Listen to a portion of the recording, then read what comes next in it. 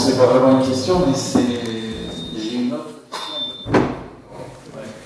J'ai une autre vision de mai 68, même si je ne suis pas de 48, je suis juste après. Mais j'ai pas vu 68 comme ça, dans le sens où le mouvement ouvrier, pour moi, n'est pas aussi porteur. J'ai vu quoi? J'ai vu au bout de 3 jours, il n'y avait plus un gramme d'essence, donc on ne roulait plus. Dans les petits villages de ville moyenne, il n'y avait plus rien à bouffer parce que tout le monde s'était précipité sur le sucre, la farine, j'en passe et le par conséquent, au bout de 7 jours, avec la grève des trains, des camionneurs qui passaient plus, il y a eu faire tourner l'usine. Je me souviens aussi de comités de soutien aux ouvriers qui se faisaient gîter des usines, qui en ont parlé un petit peu, notamment les Maurice, qui se sont fait littéralement la première semaine gîter des entreprises. J'ai vu une grande méfiance des syndicats d'époque, j'étais en tête vis-à-vis des 68, qui ont effectivement négocié en Grenelle ce qu'ils ont obtenu, c'est-à-dire une semaine de congé payé supplémentaire, la semaine des 39 heures, je crois, et 10% en relation de SMIC. Une fois qu'ils ont obtenu ça, terminé, le soutien, il n'y a pas eu d'autres soutiens.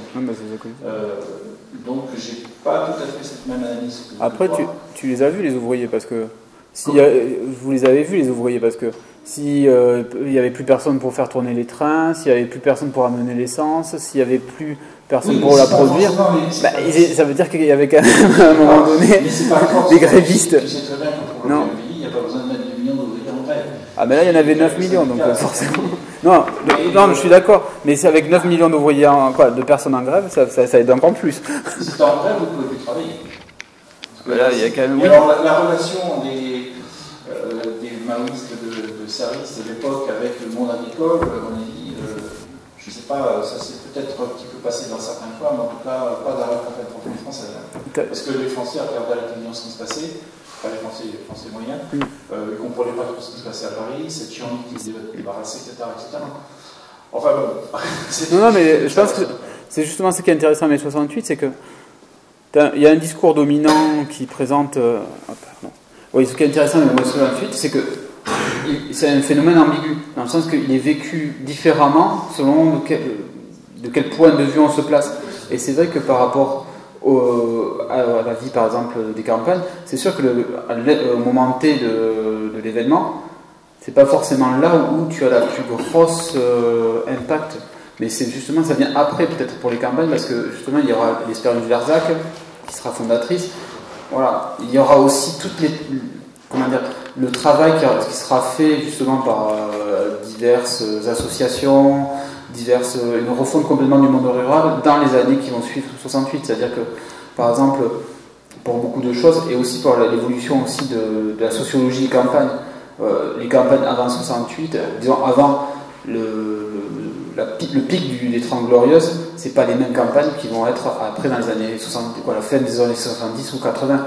Il y aura un bouleversement énorme de la société rurale en France, et surtout il y aura le démantèlement de certaines choses qui faisaient l'identité des campagnes à cette époque-là. Ça n'a rien à voir. Oui, non, mais c'est pas. Ça n'a rien à voir avec son... Ah non, mais je dis pas le contraire. Je dis que la transformation s'accompagne justement. Ah non, mais c'est tout à fait autre chose. Non, mais c'est quelque chose sur le long terme. De toute façon, c'est des phénomènes qui sont pris dans le long terme. Mais justement, par rapport, par exemple, tu vois, sur la question. C'est un plan d'action de gouvernement. Ah oui, les campagnes. Oui, mais par exemple, la transformation et la contestation. 45-46. Oui, non, mais la contestation, par exemple, au sein des gros syndicats agricoles dans les années 70 ou 80, avec justement l'apparition de nouvelles formes qui sont opposées aux gros syndicats agricoles. Par exemple, je pense dans le sud-ouest, il y a la Confédération paysanne, mais aussi la création et la coordination rurale de nouveaux modes. C'est lié aussi à une transformation du monde rural que tu ne pouvais pas imaginer avant 68. Non, mais heureusement pour eux d'ailleurs. Ah ben oui, je ne pas le contraire. Parce que la situation du paysan français en 1939 encore, c'est rude. Fiable, hein. Je suis d'accord. Et même la situation du paysan français en 68 dans certaines zones, elle a guère évolué par rapport, par exemple, à l'accès à certaines choses. L'électricité dans certaines campagnes, c'était pas évident, quoi. Ou les fermes qui étaient vraiment isolées, c'était quand même rude, quoi. Surtout dans les régions, nous on connaît un peu plus du côté de Toulouse parce qu'on est très implanté dans les régions comme l'Ariège ou les Hautes-Pyrénées. Les situations elles étaient rudes, quoi. C'était pas l'agriculture intensive de la Beauce, quoi. Donc, est-ce qu'il y a d'autres questions? J'ai juste une question à poser en tant que femme. Je me demande s'il n'y avait pas eu mai 68, comment vous dirais-je, s'il y aurait eu la loi de veille, la contraception, les plannings familiales. Je parle en tant que femme. Voilà, c'est une question pas politique, c'est une question sociétale. La femme a pu se prendre en main. Est-ce qu'il n'y aurait pas eu mai 68? Est-ce que on n'a pas encouragé ça un petit peu? Il faut voir ce qui en a été fait aussi. Vous m'entendez avec le micro? Sur la question de la femme, on a une perception un peu biaisée. Dans les 68 a très largement contribué à la déformer, cette perception, parce qu'un des acteurs majeurs, pas du mouvement 68, c'est dans les répliques qui ont suivi 68, c'est la naissance du MLF, du mouvement de la libération de la femme. Et le MLF va faire voler en éclats en fait le militantisme marxiste-léniniste, parce que subitement les femmes disent bon très bien, vous êtes obsédés par les prolétaires, messieurs intellectuels, mais la femme de l'intellectuel fait cuire le steak comme la femme de l'ouvrier, quoi. Et ça va très largement faire voler en éclats une forme de militantisme qui était un militantisme qu'on pourrait dire sacrificiel. La classe bourgeoise, en tout cas les fils de la bourgeoisie, les normaliens, pensaient porter une révolution. Donc ça va jouer un rôle central. Mais il faut bien se rappeler une chose, que le statut de la femme a eu à subir les foudres de la République et de la Révolution. Si vous vous intéressez au sort de la femme sous l'Ancien Régime, alors évidemment on a surtout une perception de la grande bourgeoisie et de l'aristocratie, mais la place de la femme à partir du XVe siècle est assurée en France. Pour m'être intéressé au sujet, au XVIIe siècle, vous avez beaucoup d'auteurs précieux, masculins entre autres, qui disent que la femme est reine de France, en tout cas elle est reine dans les salons de la bourgeoisie, et reine de la cour. Et dans une société de cour, la place de la femme est éminente. Vient là-dessus la Révolution et le Code Napoléon, qui va en effet faire rétropédaler les libertés féminines. Là, je m'éloigne un peu du sujet. Mais c'est vrai que 68 en 69-70, la naissance du MLF va complètement modifier et réorienter la Révolution.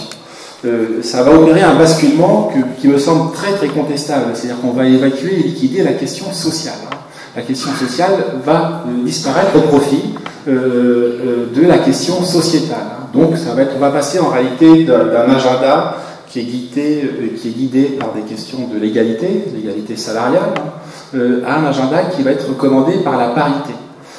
Donc en effet, ça va être assez important cette question du féminisme. Mais il ne faudrait pas que... Je prends bien soin de distinguer la femme de la féministe. Il faudrait quand même qu'on ait conscience que les féministes sont en train de nous faire croire que vous êtes victime de la domination masculine depuis Lucie, depuis la nuit des temps. En réalité, non, les choses ne se présentent pas sous cette forme-là. Mais cela étant, pour vous répondre, il faut situer les choses. En 70, quand est créé les MLF, ça va totalement hystériser le mouvement militant. Parce que ça va complètement modifier les conditions de perception du social. C'est que les femmes vont mettre sur la table leur vécu de femme. Le vécu était interdit, était proscrit. On avait affaire à des moines soldats. Je parle des militants engagés, marxistes-léninistes et des Mao. Et ils voient subitement arriver un phénomène totalement nouveau, c'est-à-dire la psychologisation de la révolution. Ils vont devoir s'y soumettre et s'y rallier. Donc moi je suis très réservé sur ce que les femmes doivent à 68. Je porte un regard assez critique sur la manière dont les féministes vont, et les écologistes. C'est la seule nuance que j'apporte par rapport les deux nuances. La première que tu as pointée, Gérald, c'est que la jonction entre les ouvriers et les étudiants a échoué. Elle a échoué d'emblée. Les syndicats et les ouvriers se sont solidarisés des premières violences policières contre les étudiants, mais après c'était deux univers qui n'ont rien à voir. Mais les deux thèmes, il y en a un des deux qui n'est pas inintéressant, c'est l'écologie que tu as pointé du doigt. Les deux nouveautés du mouvement, c'est le féminisme et l'écologie. Et à eux deux, ils vont complètement changer la perception dont on concevait le militantisme. C'est-à-dire que vraiment, on sait que la révolution marxiste est derrière nous. On sait que c'est là que les Mao dont on parlait seront la voiture balai d'une révolution qui n'a pas eu lieu. En tout cas, d'une révolution qui a avorté, parce qu'une nouvelle révolution est en train de voir le jour. C'est la révolution du désir, c'est la révolution du narcissisme, qui est très largement portée par le courant féministe. Donc je pense qu'il faut emporter... Vous êtes féministe par rapport à un moment, par exemple, qui a eu 6 enfants. Bon, elle n'avait pas la maîtrise des naissances, ma génération à moi. Nous avons pu avoir accès à la maîtrise des naissances et donc quand même, c'est quand même important. Oui, mais simplement, il y a des conséquences qui sont très lourdes. C'est l'éclatement de la structure familiale. C'est qu'après, il y a des dégâts considérables qui se présentent. C'est des parents...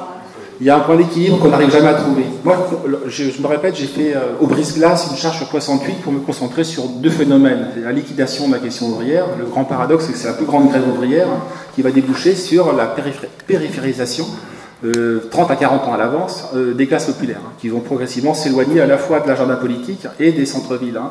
Je me suis concentré là-dessus et j'ai bien conscience que c'est un brise-glace qui écarte la complexité et la polysémie de 68. Et il y a une polysémie de 68. Mais pour autant, ce point d'équilibre, on n'arrive pas à le trouver. Et je préfère un monde en couleur à un monde en noir et blanc. C'est indiscutablement. Et du reste, j'en suis le sous-produit, moi, de ce monde en couleur. Donc les vieux monsieur à redingote qui ont conduit des générations de soldats à la boucherie en 14, il faut en faire le procès, certes, mais c'est pas pour déboucher sur l'évacuation et la liquidation de la figure du père. Disons que par rapport à ça, je pense que maintenant, avec justement le changement de génération, ces questions-là vont se reposer différemment. Et c'est vrai que par rapport à ça, toutes ces ambiguïtés de 68, elles font partie, disons, d'un bilan qu'on peut liquider comme on a vu ce soir, mais c'est surtout l'occasion aussi de s'interroger sur qu'est-ce qu'on peut proposer concrètement comme alternative à ça. Parce que c'est sûr qu'il y a eu, après, par exemple, je pense au féminisme, il a été récupéré par le système et il a été utilisé de façon mercantile, il est devenu un argument pour la consommation de masse, ça on peut le dire.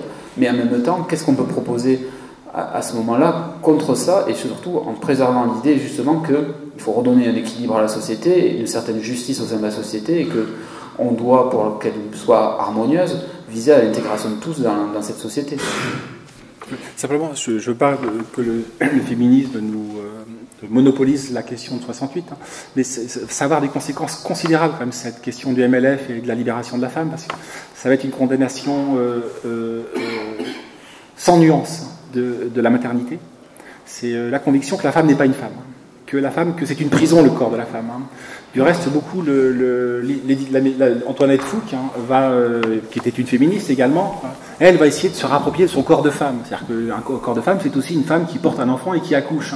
Mais les premières féministes avaient une vision radicale contre la maternité.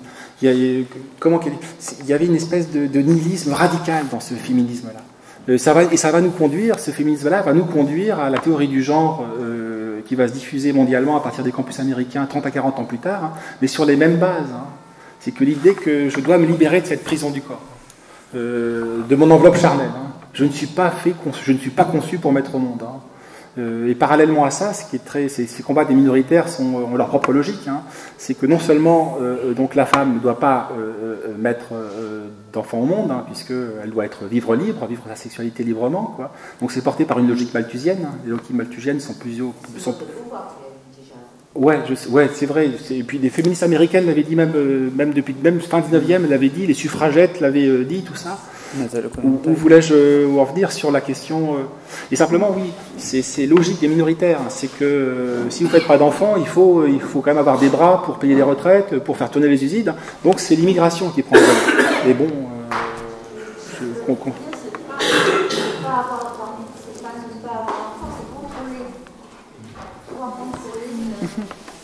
elle ne tenait pas tout ce discours. Après, tu as une forme de nihilisme. Alors, il y a tellement de choses à dire, je ne sais plus par où commencer, mais pour en reprendre l'idée de ce féminisme, c'est peut-être parce que la femme n'a jamais eu de place pendant des siècles, qu'elle a été tellement opprimée, que chaque fois quand il y a une oppression plus forte, il y a des excès. Et effectivement, ce que vous disiez à propos des enfants, etc., c'est un excès. Alors, actuellement, effectivement, le questionnement se fait, c'est le positionnement du père, du rôle du père, de la mère. Le père souvent absent, l'homme qui ne sait pas trouver sa place, parce qu'il est déstabilisé par la nouvelle vision de la femme. Ce sont des questionnements. Mais les excès sont dus toujours aux oppressions. Et ne serait-ce que du point de vue linguistique, c'est toujours le masculin qui l'emporte. Quand est-ce que la femme a eu le droit de l'homme, le droit de vote? Le droit de vote, il n'y a pas très longtemps non plus. Regardez à diplôme égal et les salaires ne sont pas les mêmes. Je conteste formellement tout ça, mais... Ah oui. Oui, les salaires sont absolument identiques. Ah oui, je peux vous répondre.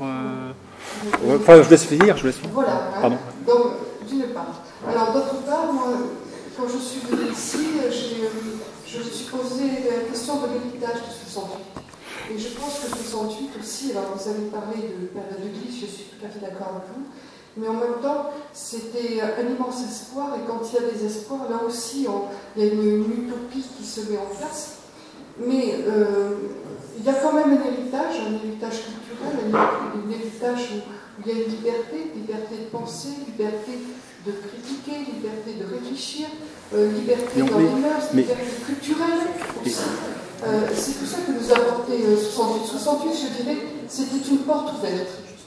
Une porte ouverte contre l'ancien monde où il fallait obéir à des règles assez stupides, un petit peu outrancières également. Et 68 a permis d'ouvrir cette porte, de permettre un autre possible, une autre façon d'autres mœurs, d'autres façons de voir les choses et d'autres questionnements. Au moins une possibilité de se questionner. Et c'est dans ça que 68 c'est quand même une réussite, parce qu'on a eu la possibilité de se questionner, de réfléchir, j'ai envie de répondre parce que Et le questionnement doit se faire à notre époque, parce que j'en discutais tout à l'heure. Ce qui est regrettable, c'est qu'actuellement, j'ai l'impression qu'il y a une espèce de fatalité qui pèse sur les gens. Les gens ne se révoltent pas, ils acceptent tout. Les gens deviennent de plus en plus individualistes et s'enferment dans des... c'est pas les jeux du cirque, mais c'est dans le compteur, c'est pas c'est ceci, cela, parce que pendant ce temps, on ne réfléchit pas et on ne se solidarise pas, on n'a pas la notion de citoyen, on n'a pas la notion de classe dans la société et de rôle qu'on peut avoir dans la société. Vous évoquez... Et je le vois notamment dans la nouvelle génération, les enfants qui nous arrivent, la génération qui nous arrive. Alors, vous évoquez beaucoup de sujets, donc c'est difficile de répondre à tous les points que vous avez soulevés.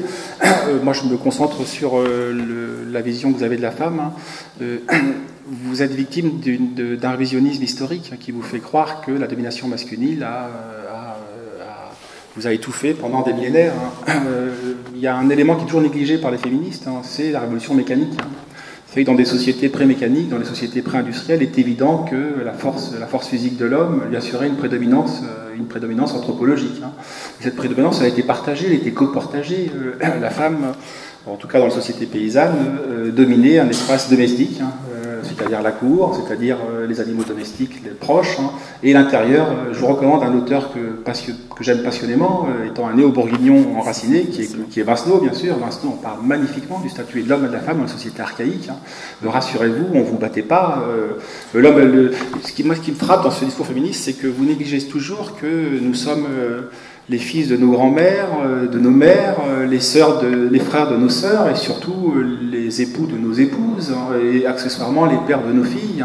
Donc n'allez pas vous imaginer que nous vous maltraitons depuis la nuit des temps. Ça, c'est une illusion d'optique que les féministes nous ont fait croire, parce qu'il y a au fin fond des féministes radicaux, il y a une haine de la génitalité. Il y a une haine du sexe génital, c'est-à-dire de la différenciation sexuelle. Et c'est ça qu'elles ont voulu subsumer, c'est ça qu'elles ont voulu dépasser dans la théorie du genre. Ça apparaît de manière assez claire. Et vraiment, moi, je prends toujours soin, dès que j'en ai l'occasion, c'est vraiment à pondérer cette idée de domination masculine.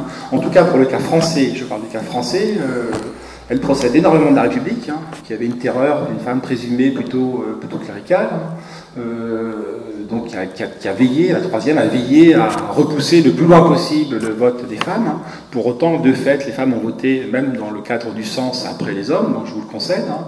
Mais un des effets de 68 qui nous induit en erreur, c'est de nous faire croire que le combat est là. Le combat n'est pas là. La Révolution a libéré d'autres gens que les femmes. Hein. Elle a libéré des ouvriers, des paysans, etc. Elle a permis d'accéder à l'accession à la propriété. Donc il faut vraiment très largement nuancer cette vision de la domination masculine.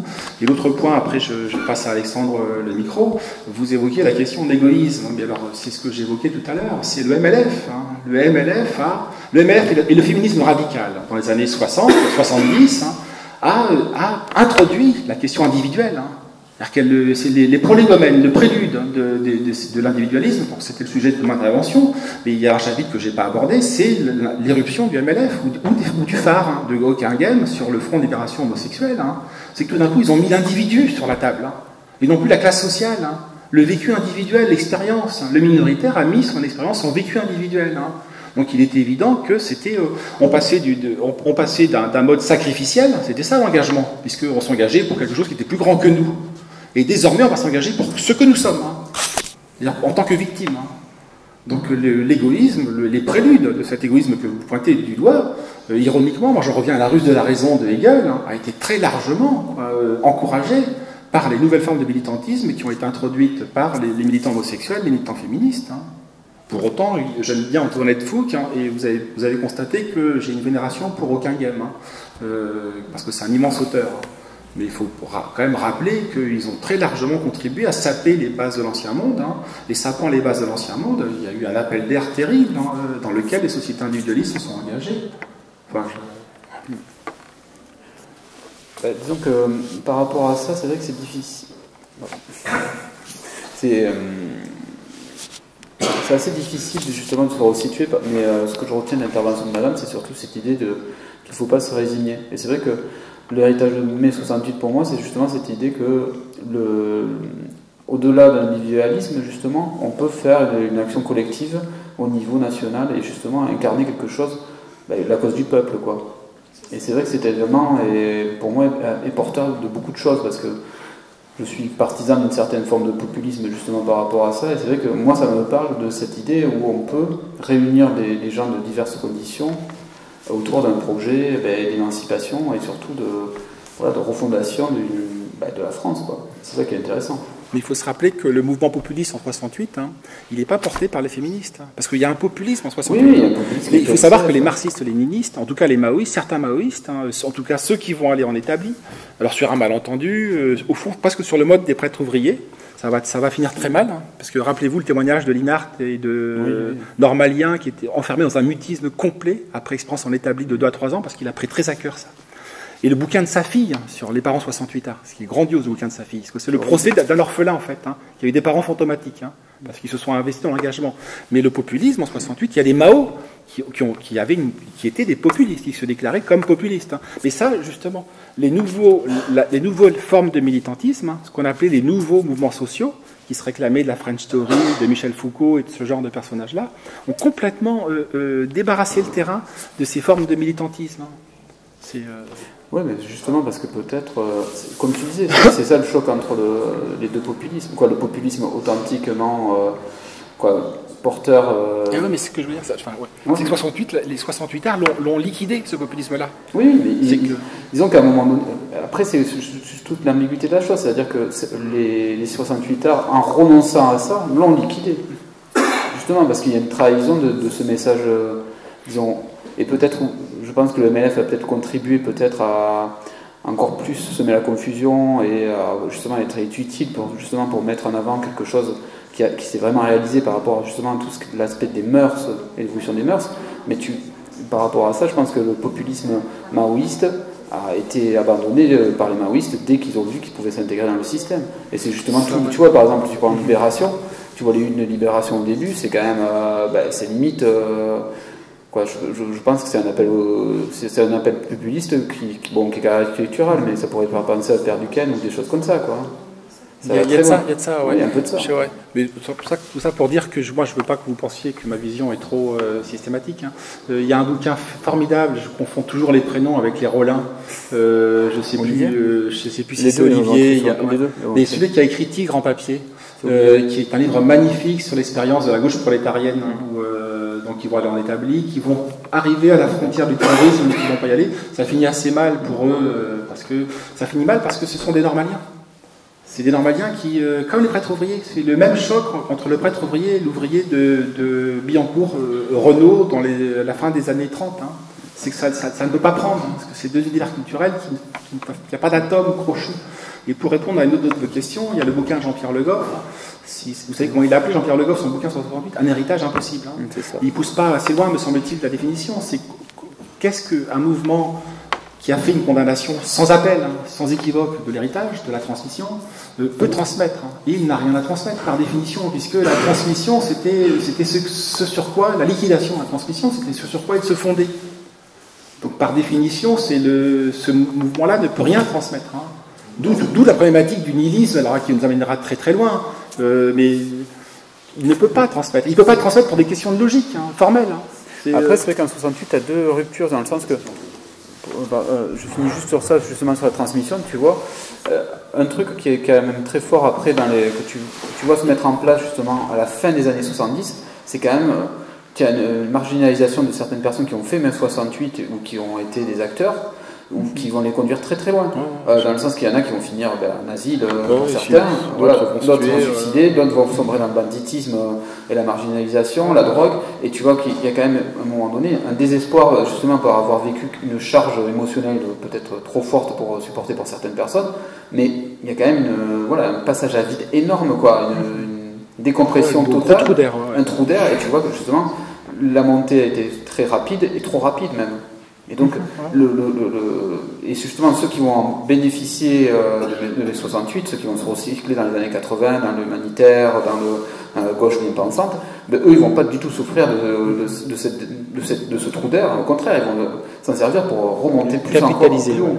Donc, c'est vrai qu'il y a cet aspect-là qu'il ne faut pas oublier non plus. Il y avait une question de... Deux questions, je crois. Peut-être. Pardon. Je lui amène. On peut admettre d'un certain point de vue que mai 68 il y a des portes pour améliorer le sort des femmes. Moi, je pense en particulier à un petit détail, par exemple, on pouvait enfin ouvrir un compte bancaire à son nom propre. Bon.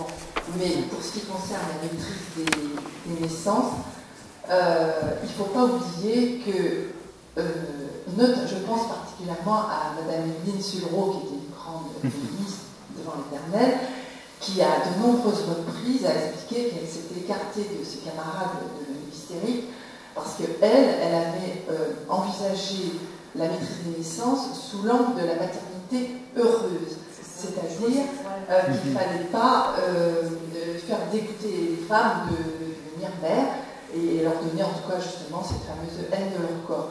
Et donc, elle disait la maternité heureuse, mais ça devait s'accompagner. Alors, elle l'avait beaucoup envisagé sous l'angle de la contraception, et ce qu'on peut regretter, c'est qu'on n'a pas du tout envisagé la maîtrise des naissances sous d'autres manières de l'aborder, mais admettons, parlons de la contraception, elle disait bien qu'il fallait à côté responsabiliser et la mère et le père, et que tout cela devait s'inscrire dans le souhait de l'amour de la famille et de développer ce goût pour la famille.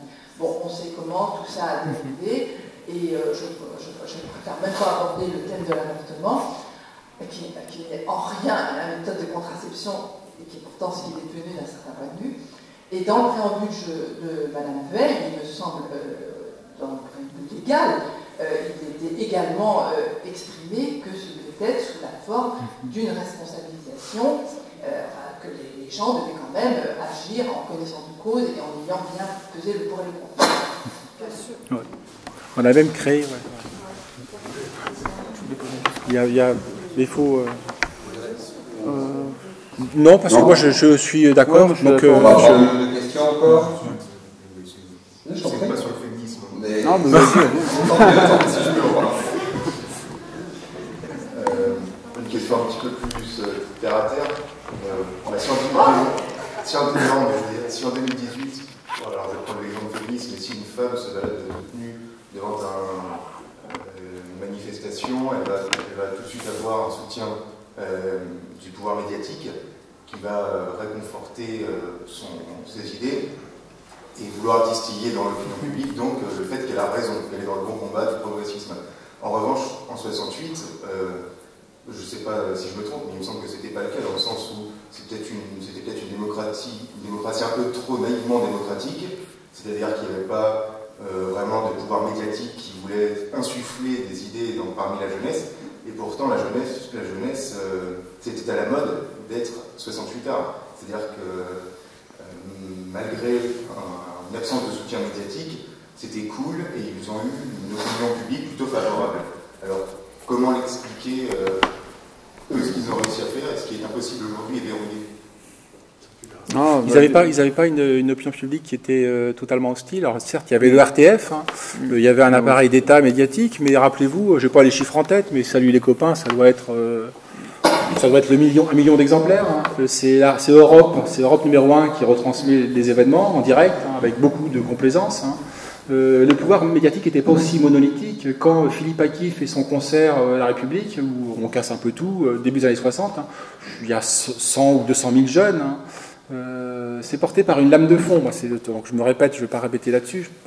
Il n'y a pas une totale hostilité du pouvoir.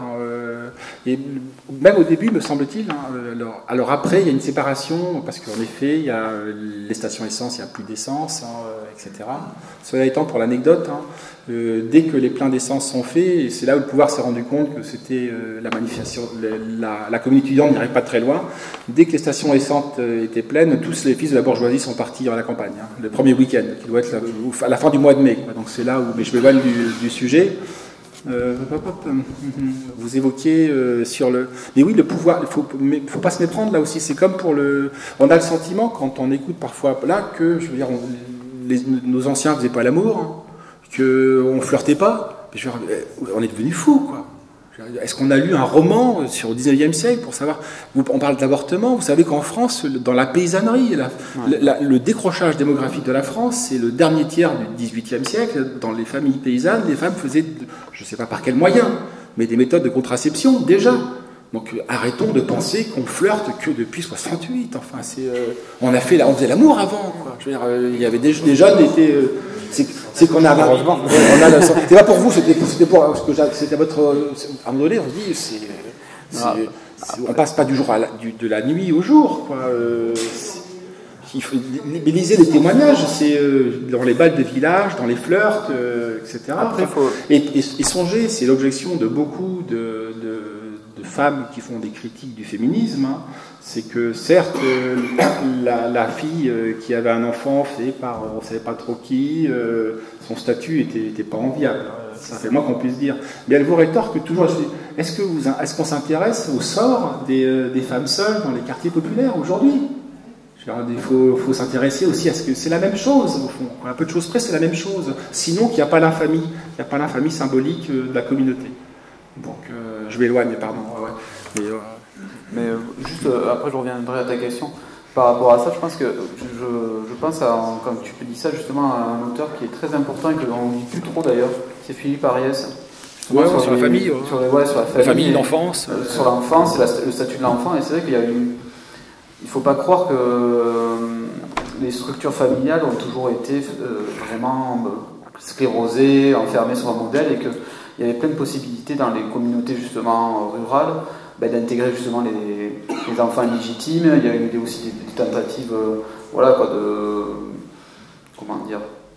de régulation des naissances. Oui, ça c'est un fait qui est important dans tout le monde rural, parce que justement le système d'héritage était compliqué à mettre en place, et donc il y avait une tentative de réduire le nombre d'héritiers en pratique. Et donc tout ça, c'est vrai qu'il ne faut pas se laisser toujours prendre dans les représentations idéologiques, quoi. Et après, par rapport à l'idée comment on fait pour influencer les gens et comment mai 68 a pu avoir ce soutien aussi important, c'est aussi, comme on a expliqué, qu'il y a eu une transformation culturelle globale de la société. C'est des phénomènes longs, c'est des phénomènes qui prennent des années, que les acteurs d'ailleurs des fois ne s'aperçoivent pas, jusqu'à ce que ça arrive à une situation révolutionnaire. C'est-à-dire que tout le basculement aujourd'hui que nous sommes en train de vivre, justement de la fin de 68, ça devrait nous indiquer comment une société change certaines valeurs et certaines idées redeviennent à la mode, comment on remet en avant certains concepts. Et c'est vrai que par rapport à 68, voilà, c'est quelque chose qui a été très très important et aussi qui est lié à des phénomènes mondiaux, dans le sens que là, pour le coup, je ne sais pas si tu me corrigeras François, mais c'est vrai que par rapport à la culture pop, par exemple, la France a un rôle très réduit ou de copieur. Ouais, marginal. Voilà, marginal, dans le sens que tu vois, les billets, c'est de la repompe en gros de la pop anglo-saxonne et une mauvaise reprise. Et pareil pour le rock'n'roll, Johnny Hallyday, c'est une mauvaise reprise du blues rock américain. Mais tout ça, c'est de la façon où ça arrive et surtout comment ça peut être perçu par les gens. Comment ils se le réapproprient et comment ils en font à un moment donné, voilà, une mixture qui leur permet d'être réceptif à un événement historique. On a oublié, c'est la thèse de Patrick Buisson dans ses années érotiques, livre génialissime. Alors vous me direz, c'est Buisson, Bousquet fait sa promo, machin, et son foutu, quoi. C'était le moment. Le bouquin de Buisson, années érotiques, est fascinant. C'est un pavé de 1000 pages, hein, et c'est une histoire de l'occupation à travers le prisme sexuel, quoi. Et la thèse de Buisson, c'est qu'elle nous induit un peu en erreur dans la perception des sociétés en fait en noir et blanc. Ça veut dire que je me contredis un tout petit peu, mais c'est qu'il y a eu un reflux, en réalité, c'est ce que dit Buisson en 1944. En 1944, le pouvoir masculin a repris ses droits. À travers entre autres les communistes et les gaullistes, mais surtout les communistes. Le phénomène des femmes tondues est très intéressant parce que c'est la soumission par le masculin du corps féminin. Et on a châtié la femme par où on a dit qu'elle avait péché, ce qu'on a appelé la collaboration horizontale. Mais dans l'entre-deux-guerres, il y avait beaucoup plus d'émancipation que de ces années 44 à 68, qui ont été une espèce de, peut-être c'est la thèse de Buisson, un revival d'une société patriarcale assez ancienne, très politisée, donc PCF gaulliste, qui tenait le haut du crachoir, c'est ce que dit Buisson, quoi. Mais que ce mouvement de libération, mais qui n'est pas un mouvement de libération de la femme, ou de la femme, mais pas seulement, puisque c'est la libération des jeunes, du fils à l'égard de la figure du père totémique et très lourd. Et il l'a été, il faut faire le procès des pères, de nos pères, et pas du père symbolique. Mais il l'a été puisqu'il a conduit 1 500 000, des millions de gens dans les tranchées à s'entretuer au final pour rien, quoi. Sinon nous autodétruire. Donc il faut le faire, ce procès, et on l'a fait en partie dans l'entre-deux-guerres. Mais il y a eu un point mort des années 44, où vraiment, je vous recommande, le bouquin est fascinant de Buisson, sur la manière dont on va châtier à la fois les homosexuels et les femmes, parce que toutes les sociétés qui s'effondrent voient leurs mœurs, leurs normes s'effondrer. Et en 39-40, l'ordre s'est effondré. Alors on a une vision tronquée par le familialisme de Vichy. On s'imagine que c'est travail, famille, patrie, donc on nous dit que, en effet, c'est des bigots et qui font jamais l'amour. Non, c'est pas ça. Ça, c'est officiellement, c'est ça. Mais derrière, Hitler appelait Paris, je ne suis pas germanophone, mais il appelait Paris le bordel de l'Europe. C'était la formule allemande, parce qu'il n'y avait que des bars homosexuels, il y avait des femmes de petites vertus. Et c'est ça qui a été châtié en 1944 par les communistes. Après, je pense que c'est lié aussi, bon, là on s'éloigne du sujet, mais les leçons, comment dire, oublie aussi quelque chose, c'est le traumatisme de 40, dans le sens que justement il y a un retour viril aussi parce que tu as eu un effondrement qui a été total, justement qui a permis de la virilité, voilà, de la virilité, dans le sens que la virilité française est écrasée en 40, c'est-à-dire que l'exode, la défaite, c'est quand même voilà, l'armée française qui devait être une des meilleures. L'homme a failli, l'homme a failli. Et elle s'est effondrée alors que celle de 14 n'avait pas failli. Et c'est vrai que toute la libération des mœurs que tu avais dans les années 20 et 30, à ce moment-là, elle était remise en cause. Parce que justement, elle est accusée, et justement pour ceux qui avaient mené la résistance, qui avaient été les acteurs, comme on disait, la figure vraiment de l'homme acteur de l'histoire, on remettait en cause la faiblesse de la société qui avait engendrée. Et c'est vrai que. Exact, ouais. Puisson parle, mais t'as raison. Oui, mais disons que je pense que c'est au-delà même de la vengeance d'après coup, il y a cette idée-là aussi. Et après, je pense que aussi c'était la figure masculine, c'est la figure masculine qui va s'auto-justifier par rapport à la défaite qu'elle a. Une nouvelle figure masculine qui essaie de s'imposer. Est-ce qu'il y avait d'autres questions? Il y avait une question, je sais. Deux dernières questions. Monsieur. Trois dernières questions.